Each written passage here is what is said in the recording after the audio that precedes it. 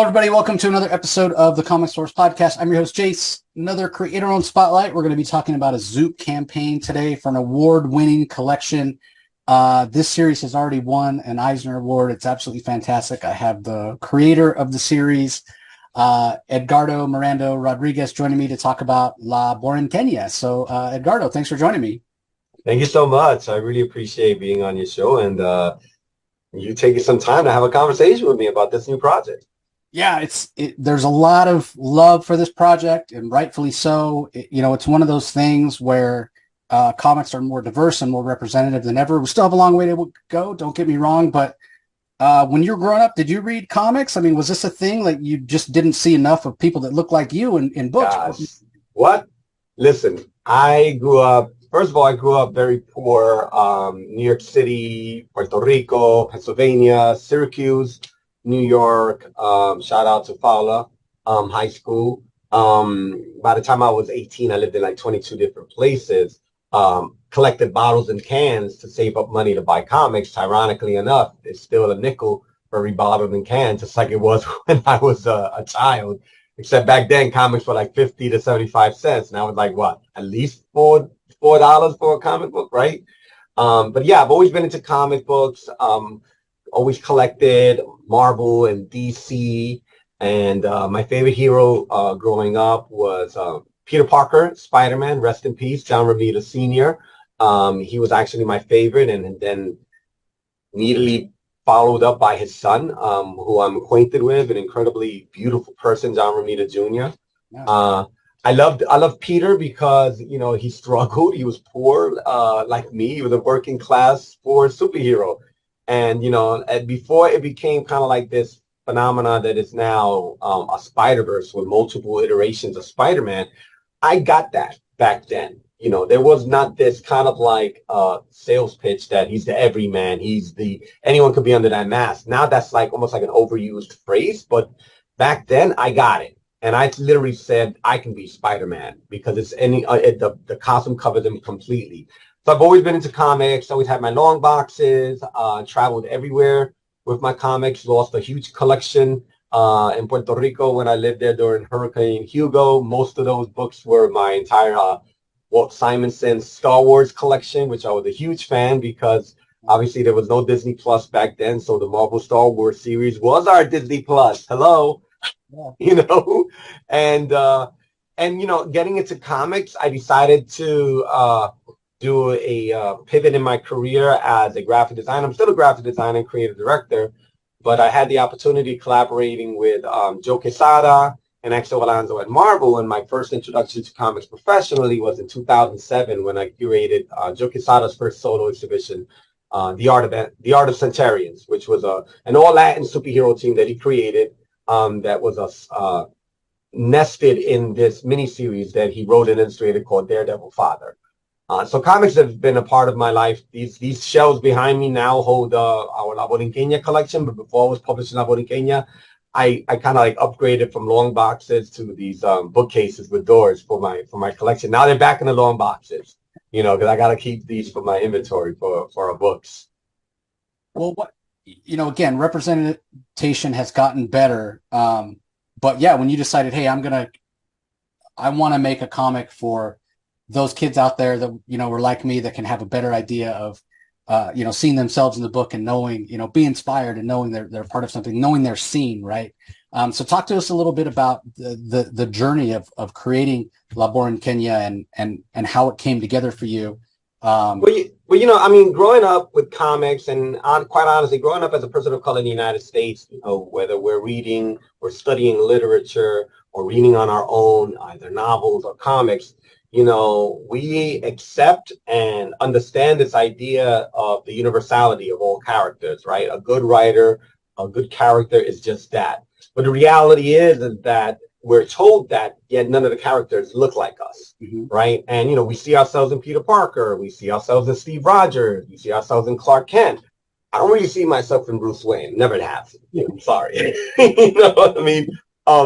But I think that the reality is that when you have this opportunity to be in a position like myself, where I have my own design studio, and I have been now for like 22 years, I have the skill set the resources and the opportunity to start producing and telling my own stories. And I entered into the space of comic book publishing for others. I produced comics for Daryl McDaniels of Run DMC, John Leguizamo of Broadway, TV, and film. But I decided to start publishing La Borinqueña because I also had a background before getting into design as an educator and as a community organizer. So I was very concerned about this humanitarian crisis affecting Puerto Rico. For many who don't know, Puerto Rico has and has been a property, a colony of the United States for over a century. So there are 3 million Puerto Ricans right now on the archipelago that are U.S. citizens. And there's 6 million of us across the United States. So my great-grandparents were born in Puerto Rico, but they were born U.S. citizens. And many of us for generations, including my own brother, served in the military. And whether we're born in here, the United States, or in Puerto Rico. So I wanted to create a project to address this lack of information and an opportunity to kind of like center a character around a real place. Not Wakanda, but Puerto Rico. Not Norse mythology, but Taino mythology. And that idea kind of like manifested itself, 7 years later into what is now going to be a 300+ page, volume. People are trying to, ask me to call it an omnibus, and I have omnibuses. This is not an omnibus. I don't have like 1,000-something pages, that's like a door stopper, those omnibuses. This for me is the first volume because it's the first large story arc that I've written and published over these last 7 years. And it's going to include 4 graphic novels, 6 short stories, and over 50 pinups with over 50 different artists and their incredibly beautiful interpretations of the character. So I entered into the space of comic book storytelling with this project specifically because I wanted to use it to address issues that really weren't finding themselves in mainstream media outlets. And that's exactly what happened. One is the idea, the other is the reality. When I announced this project in May of 2016, I immediately was doing interviews on NBC, on Fox, on CNN, on CBS. I was invited to Washington, D.C. to give a talk at the Smithsonian National Museum of American History to an audience of curatorial graduate students. I was invited to Gracie Mansion in New York City by the mayor of New York. I had a day named after me by the mayor of New York City. And my first book wouldn't be released until December of 2016. And in the following year, the National Museum of American History made our first graphic novel an official part of their permanent collection. So I've had this opportunity to bring this project to a broader audience and can honestly share with you that the majority of our readers aren't Puerto Rican, which is kind of like, parallel to saying that the majority of Wonder Woman readers aren't from the island of Themyscira, or the majority of Black Panther readers aren't from a place that doesn't exist called Wakanda. But in the case of La Borinqueña, the majority of our readers aren't. A quick example, the Penn Faulkner Foundation in Washington, D.C. has been a #1 supporter of our work for years. They buy our books and they distribute them to public schools throughout the Washington, D.C. area. And I frequently visit Washington, D.C. and talk to students from primary through secondary education. And it's very rare if I even find a Puerto Rican in the classroom. It's an incredibly diverse group of students, but demographically speaking, not any Puerto Ricans. So it's an opportunity to kind of like introduce a hero that can be an every person, not necessarily an every man, but an every person, right? That doesn't have to look like Steve Rogers or doesn't have to look like Clark Kent, and can actually be a Black woman with long, thick, curly hair and a colorful costume as well. Yeah, I'm glad you brought that up, because here's the other thing. So many people in this country in the United States aren't aware that, yes, Puerto Rico is part of the United States. These are U.S. citizens. The Puerto Rican flag, it shares the same colors. I mean, how easy is that? Yeah, there's stars. And when I first saw the character of La Borinqueña, you could easily see, yes, she's American. She's celebrating so much of what there is. And the other part of the story is that, when you're talking about exploring ideas of heroism and courage, that transcends any sort of nationality, but also the things that she's concerned about, right? Like climate change and pollution, environmentalism. that's something that should speak to everybody. It doesn't matter where you're from. We all only have one Earth, right? So yeah. Can you talk a little bit about her as a character and kind of the elevator pitch of the series? So it actually connects a lot to my research. There's this consortium of scientists. This is real life. This is not part of the story. This is a consortium of scientists out of Germany. They call themselves German Watch. They published an incredibly dense report on the real world effects and predictions of climate change. And page after page after page kept pointing to Puerto Rico as being ground zero for the most cataclysmic events over the next few years related to climate change. And we've seen that. We saw Hurricane Maria in 2017. There was a Category 5 storm. Although we had a global pandemic that kicked off like March pretty much of 2020, January of 2020, there was a series of earth-shattering earthquakes in southern Puerto Rico that pretty much was almost like swept under the rug because of the global COVID-19 pandemic. And then just last fall, there was another hurricane. Just recently, the governor of Puerto Rico announced a state of emergency because the beaches are eroding. The coastlines are literally disappearing. In the first issue of La Borinqueña, she helps a gale of leatherback sea turtles, in layman's term, a group of turtles, right? Because they're lost at sea. And she guides them to a beach so that they can nest. They can nest their eggs. And for those that understand the migration of leatherback turtles, they literally migrate from as far south as the Chile, like literally the southern tip of like South America, to as far north as even Canada. And one of their stops along the way is Puerto Rico. So what we bring in issues of climate change into the books organically as part of the story. She's not going to stand on a soapbox and page after page start monologuing. If anything, I like using the old school monologue technique for villains. I just love when villains start monologuing, right?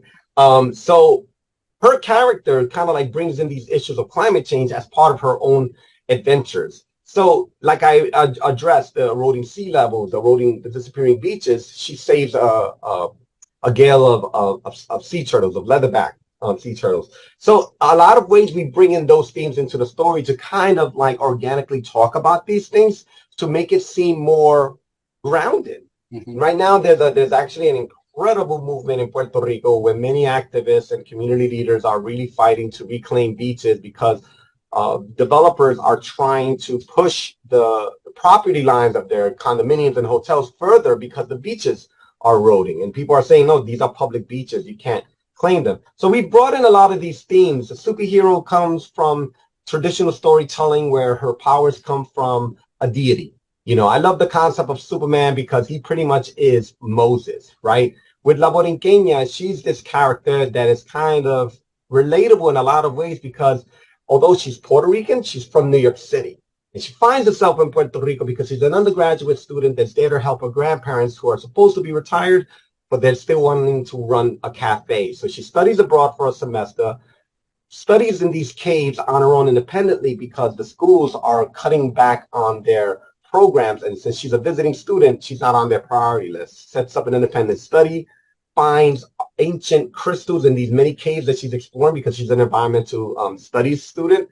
And when she puts these crystals together, it opens this magical portal that connects her to the deities of the Taínos, who are the original people of Puerto Rico. And these goddesses and gods imbue her with elemental superpowers, the ability to fly because she can manipulate the wind, the ability to manipulate weather, the ability to move the earth and to move water. And this portal is part of her star. It's her costume. So it's not a flat star. It's a crystal star. And it allows her to literally like occasionally have conversations or even arguments with the mother goddess of the Taínos. So the story is kind of like very old school superhero storytelling. A lot of people kind of like have compared it to 70s, 80s DC, even like Fawcett, like Captain Marvel days.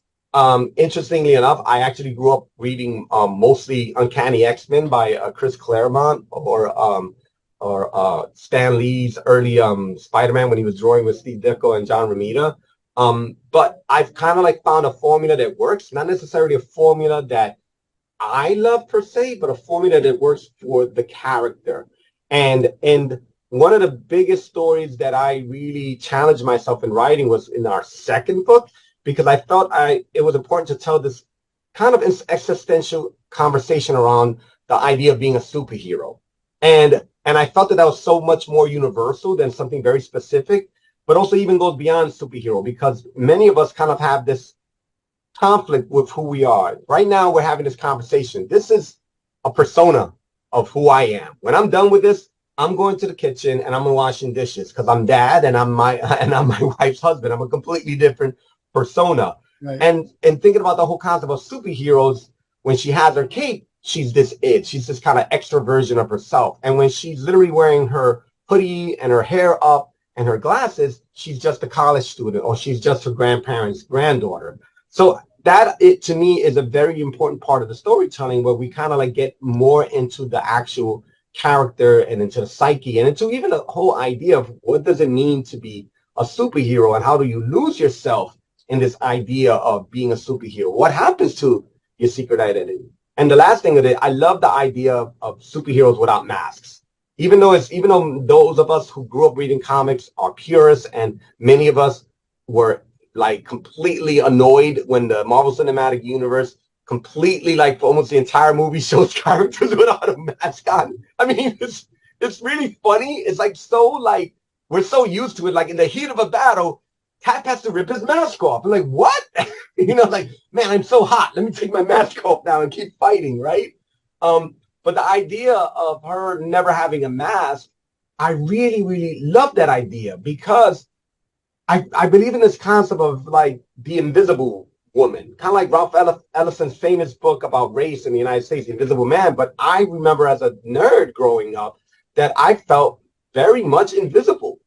You know, I didn't stand out like the jock or the thug or the, you know, class clown. I was invisible. And, you know, I easily could have had conversations throughout the years with people who said, "Oh, did you go to that school?" And I could have responded, "Yeah, and I sat next to you. Not only did we in the same school, I sat next to you." So I love the idea of the unmasked superhero, because when she's La Borinqueña, her hair is out, she has this colorful costume, and when she's Marisol, she's wearing cargo shorts, a hoodie, her hair is up in a bun, and she's wearing glasses. And sometimes she doesn't need the glasses to kind of have that Clark Kent effect. It's just, she's just the non kind of like gorgeous, stereotypical character that a young woman would be portrayed as, in a way. Yeah, and it seems like right from the start, you know, you mentioned announcing the series and having all that reaction. Then when the first issue dropped, you really had a great community that kind of rallied around the book. I mean, Rosario Dawson, I know, is a big fan. So anybody who joins the Zoop campaign, like, you're going to be joining a community. There's already like such a following and such a great sense of fellowship around this character, around the series, right? We're very lucky. It's really, you know, it's kind of like bizarre is the best way to kind of describe it. Ethereal, right? When you have celebrities that are reaching out to you and you're still their fan, you know, it's not like somebody's coming to you and you're like, "Who's this guy?" You know? Yeah. And it's like one of my biggest supporters is Ruben Blades, who many of you may know as an actor from the TV series Fear of the Walking Dead. But he's also an award-winning, multi-Grammy award-winning salsa musician. And I've listened to his music since the 1980s. And I've had many times to meet him and learned that he's a huge comic book fan. But not only that, he's a comic book art collector. So he's like one of our biggest fans. One of my most memorable moments was walking through Lower Manhattan all the way to Union Square, where Forbidden Planet, our local comic shop, is here in New York City. And he asked me if I would mind walking into the comic shop with him because he wanted to buy my book. And that was like incredible. I mean, I wish there was a Tower Record so I could have bought a vinyl record of his, but those don't exist anymore. But you're right. You know, there's this incredible camaraderie and support, and I love to call them allies. Like Rosario, she's literally right here on this banner right behind me. She's been supporting us from the beginning. She has her own La Borinqueña costume. She appeared as herself in this graphic novel that's going to be collected in our volume. And I mean, she's a Ahsoka, for crying out loud. I mean, it's crazy, you know, but it's exciting. It really is exciting to have this kind of like genuine support from so many people and so many artists and so many celebrities that I personally respect and admire. Yeah, and that's not even to mention just, you know, your typical comic book fan who, you know, like we said, is seeing something of themselves, but then others that, you know, that they may not even be aware until they read this that, you know, Puerto Rico is part of the United States. They're becoming part of it. They feel like, oh, I have something in common with Rosario Dawson because I love this too. I mean, that's just cool, you know? Yeah, and it's like, you know, one of our biggest projects that we worked on is not going to be part of this volume for trademark reasons, but we teamed up with, I'm trying to see if I could actually find it. We teamed up with DC Comics. This is what won us the Eisner. This won us Eisner's Humanitarian Award. And it was this team up when La Borinqueña teams up with Wonder Woman, with Superman, and pretty much the entire DC universe. And it was an opportunity to show this brand new character alongside already established characters and stories that were not only written by myself, but written by Gail Simone and Greg Pak and illustrated by Tony Daniel, Ken Lashley, Ron Salas, Bill Sienkiewicz, Dennis Cowan. We even in this book have a short story of La Borinqueña with Static and Icon from the Milestone universe, which predated the rebirth of the Milestone universe by 2 years. You know, and I actually worked on that story with Reggie Hudlin, Dennis Cowan, Bill Sienkiewicz, and Chris Sotomayor, all of whom have been incredibly integral in producing this incredible run that's been coming out of DC under the Milestone imprint. So, you know, it's been an incredible ride, not only teaming up and having allies in real life and having really great avid comic book fans, but even having iconic characters that I grew up, seeing them alongside. I mean, honestly, we've been able to do things in this independent storytelling space that not many, if any, can actually say they've been able to do. And also the fact that in less than 4 days, we completely funded our campaign, and it happened so fast that we haven't even had enough time to announce and set up all of our stretch goals yet. I mean, we still have 3 weeks left on this campaign, and we're like, hold up, we still have to like sort out all of our stretch goals. We haven't even gotten those verified yet. We didn't expect this to happen so fast. And I've been reaching out to people. We need to kind of get a little faster on these announcements because, you know, we don't want to kind of like, you know, we want to ride this wave. It feels more like a tsunami right now than a wave, you know? Yeah, tsunami in a good way. But I think it speaks to, again, the universality of the character, that she fits in so many different places and so many people want to be involved. But I am glad that you brought up the fact that it's fully funded. So I do want to mention everybody, there's 22, as Edgardo and I talk, there's 22 days left. It is already fully funded. So, you know, if you join the campaign, you're going to get the book. Right. That being said, there are going to be those out there who just don't have the means right now. I know times are tough, or maybe this just doesn't seem like it's for you. The best way you can help out Edgardo and the rest of the creative team, other than joining the campaign and joining the community, is just to share it on social media, right? Let's make sure. Yeah, and also another thing that we got that I'm super excited about is the retailer, the school and library bundle, which means that you can actually contact your local library. This is legitimate. I've actually have relationships with local libraries across the United States, and I've already been in conversation with many of them because they're going to add this hardcover to their collection. So, you know, you said it right there. If you don't have the funds right now, that's totally cool, because if your local library actually joins this campaign, they can buy the books at the wholesale price. We have a retailer bundle, a library bundle that's available. And that bundle can actually go towards a collection that can be added to your local library. And this comes from my background as an educator, understanding, and also, quite honestly, coming in a background as someone who was poor, who spent most of my afternoons avoiding the bullies at the local library, reading everything from Isaac Asimov to Tolkien. You know, I was there in these libraries. So it's something that I encourage if you're acquainted, affiliated, support, or work at a local library or even schools. It's a great opportunity. The books are significantly discounted for institutions and nonprofits, because this is also an important part of our work, to make sure that the books reach as many different audiences as possible. And the campaign is going on until the 7th of July, but it's ending after that. And the good thing that you did mention is that the campaign is funded, so it's definitely happening. We are already like putting the book on schedule for printing. As soon as the campaign wraps, it literally goes straight to print. And that's another perk about this campaign. This is not a campaign to fund an idea to produce a book. The book is done. It's literally collecting 4 already published graphic novels. collecting all of these graphic novels and short stories and pinups into a 300+ page volume, hardcover volume, that is literally going to press in another month. And it'll be in your hands in time for the holidays, because the printing schedules there, it will take a few months, but that's actually normal.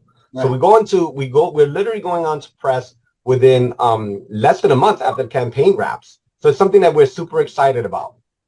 Yeah, I'm glad you brought that up. That's a fantastic way. Like, yeah, share it on social media. Let's make sure everybody that does have the means and wants to be part of the community and part of the campaign has a chance. If not, yeah, hey, local school, there's so much educational value with the things that we've talked about, representation and environmentalism and those kind of things. So yeah, and I'll share, there are many schools across the United States, not only primary and secondary schools, but even undergraduate and graduate schools. Schools like Stanford University, Princeton, MIT, Harvard, Brown, my alma mater, Colgate University. All of these schools are actually teaching our books at the university level, and it's phenomenal. We're constantly getting orders from libraries, from schools, because professors are actually teaching our books in classes. Yeah, it's absolutely fantastic. In addition to the 310-page graphic novel, which is made, the pinups are awesome, a whole slew of talented artists. There's a couple of other items that I do want to mention that you can get as add-ons. There's a keychain. There's a cool hat that wearing it right now. I know enamel pins are all the rage right now. There's an enamel pin as well, and there's also some of the variants of the original, but those are limited, right? You have just a little. Yes, I'm actually very excited about the variants. I mean, just to tell you how fast this campaign got funded, Jorge Molina, who's one of the most prolific comic book cover artists right now for DC and Marvel, he hasn't even had time to finish his cover yet because we didn't expect this campaign to take off yet. So we just have a placeholder. But one of my favorite variant covers, which we have available, is actually illustrated by the late Carlos Pacheco, one of my dearest friends. I miss him greatly. Oof, this is a tough one. I had a long conversation with him literally days before he passed away because we both honestly thought that he was going to beat this, you know? Mm-hmm. But as a beautiful kind of legacy, he actually created this and gifted this illustration, which was an homage of his Superman cover. For those of you who know Carlos and know his work, this is a recreation of his Superman cover, which was an homage of the original Action Comics first debut of Superman. And in this, obviously, iteration is La Borinqueña. So this is one of the variant covers that's also available, and we have many other ones as well. And just as you mentioned, these are definitely a limited run. So it's a great add-on to those of you out there who are collectors, particularly collectors of recognizable artists like the late, great Carlos Pacheco himself. Yeah, definitely. It was a huge loss. My condolences that you knew him personally. That had to be tough. Well, I really want to thank you for your time, Edgardo. Congratulations on it funding already. Thank you. One last thing that we have to mention before I let you go is you join this campaign, you pre-order, you support. There is some donation that's going to happen, right? Talk a little bit about your activism in Puerto Rico. So I believe in philanthropy. That's the role that I take as an activist. So since the beginning of our project, when we first launched in December 2016, we've always had fundraising as a component of our work. And since then, we've raised $200,000, which we have awarded as micro grants to nonprofits throughout Puerto Rico. Now, in times of crisis, particularly like after Hurricane Maria and many other natural disasters that we've been seeing internationally, the human spirit immediately responds, and many of us jump to the cause and we make donations. But the reality is oftentimes these charitable efforts aren't sustainable. So we came up with the idea of creating an opportunity for smaller nonprofit organizations and constantly provide them not only with these micro grants, but visibility. If you go to our regular website, la-borinquena.com, you actually will learn about all of these organizations that we have been supporting. And that's an important part of our work. The mere fact that you're supporting this campaign by purchasing your hardcover edition, you are actually supporting our continued philanthropic work in Puerto Rico. And I'm old school. I grew up watching Channel 13 PBS here in New York City and always watched the campaigns, donate this much, get a mug, donate that much, get a tote bag. So that motto inspired me to produce comic books in this way. When you physically hold that graphic novel, that hardcover edition, you also know that you're supporting our continued philanthropic work. So it's kind of like this way of truly inspiring and supporting real heroism in real life. Yeah, and like you said, Puerto Rico's sort of ground zero right now for climate change. They could use the help. Yeah, they And definitely will. but here's the other thing: the things we learn there are going to help everybody. Oh, certainly. Most certainly, because we're part of this global community. So the understanding and coming up with solutions, like one of the projects we're working on right now in Puerto Rico are connected to renewable energy. And it's serving as a model so that we can take it to other parts of the United States, other parts of Asia, other parts of South Asia, and other parts of Latin America, because obviously it's not just an idea and a concept that's strictly for Puerto Rico, but it's more like this is kind of like the testing ground where we could experiment, not necessarily experiment, but we could kind of like prove that is a viable option. And one of the nonprofits that we're supporting, Resilient Power Puerto Rico, they're engaged in a lot of resilient, renewable energy projects in Puerto Rico. So it's really inspiring. I mean, I'm not doing the work. We're just supporting and promoting the work that these organizations are doing. But yeah, just like you said, it's like it serves as a model for the rest of the world as well. Yeah, 100%. So there's links, everybody, in the show notes to the website. You can go and check out the nonprofits that Edgardo and everybody involved with this book support. You can go and find the Zoop campaign. Again, encourage you to go and check it out. If you decide it's not for you, please just share it on social media. Let's hit all those stretch goals and even farther. Let's have the Zoop and Edgardo scratching their heads going, oh man, we hit that stretch goal. We got to come up with another one. Let's really challenge them. It is. Yeah, and for anybody that might have questions or wants to reach out after they've read it, or where's the best place? Do you engage online, or where's the best place? I engage with everybody on social media. We have accounts on Facebook, Twitter, Instagram. Any comments that are made, we and my team were there to address them immediately, or any questions or inquiries.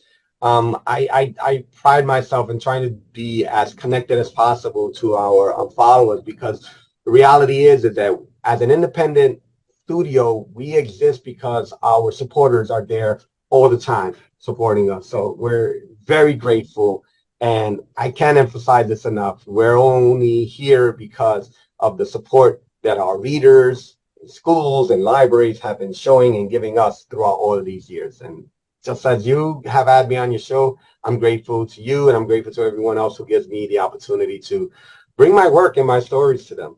Fantastic. Well, again, everybody, links to the website and the social media accounts in the show notes. Go and check it out. Edgardo, congrats on funding already, and thanks for the time. Thank you. Thank you. And to you listeners, we appreciate you supporting us as always. Thanks for joining us, and we'll talk to you next time.